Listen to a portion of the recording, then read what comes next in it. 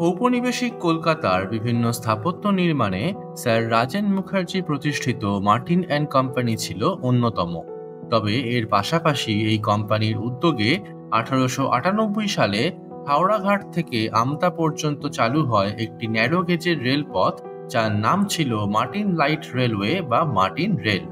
চালু হবার অল্প সময়ের মধ্যেই সাধারণ মানুষের কাছে ভীষণ জনপ্রিয় ও কার্যকরী হয়ে ওঠে ধীর গতির এই ছোট ট্রেনগুলো।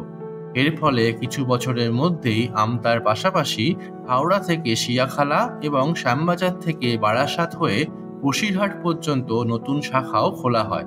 স্বাধীনতার পরে বসিরহাটের এই রেলপথকে ভারত সরকার অধিগ্রহণ করে এবং তা শিয়ালদা বিভাগের অন্তর্গত হয়। তবে হাওড়া দুটি শাখাকে 1971 সাল নাগাদ পুরোপুরিভাবে বন্ধ করে দেওয়া হয়।